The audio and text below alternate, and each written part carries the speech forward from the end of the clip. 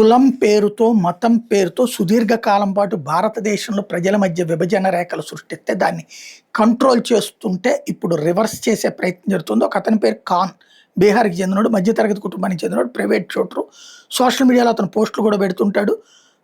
చాలా సామాజిక అంశాల మీద స్పందిస్తుంటాడు. వాస్తవంగా ఇది అబ్జర్వ్ చేస్తే గనక యాంటీ బీజేపీ కనబడుతది. యాంటీ నేషనలిజం కూడా కనబడుతది. అయితే ఇప్పుడు ఆ మధ్యన ఇప్పుడు పెళ్ళిళ్ళు చేసి అనేక మందికి లక్షల మందికి భోజనాలు పెట్టానని, అలాగే ఒక హాస్పిటల్ కూడా కట్టించానని చెప్పాడు.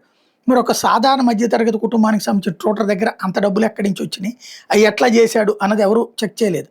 దాంతో పాటుగా ఈ కొన్ని మెడికల్ ఆపరేషన్స్ ఇట్లాంటివి కూడా చేపిస్తున్నా అని చెప్తున్నాడు. అంతవరకు ఓకే, పోనీ ఎక్కడి నుంచి అన్న డబ్బులు కలెక్ట్ చేస్తున్నాడు అనుకోవచ్చు. ఇప్పుడు ఒక కొత్త కాన్సెప్ట్ తెర మీదకి తీసుకొచ్చాడు. తన స్టూడెంట్స్ ఎక్కడెక్కడ ఉన్నారో చెప్పడం బిగిన్ చేశాడు. ఇప్పటిదాకా ఏ కాలేజీ లేదా యూనివర్సిటీ కూడా భద్రతా దళాల మా పూర్వం విద్యార్థులు ఉన్నారని చెప్పింది. ఇతను నా స్టూడెంట్స్ నేను చదివించిన 12,000 మంది పిల్లలు సైన్యంలో ఉన్నారు అని చెప్తున్నాడు. అంటే సైన్యంలో కూడా నేను చీలిక తేగలనని చెప్తున్నాడు.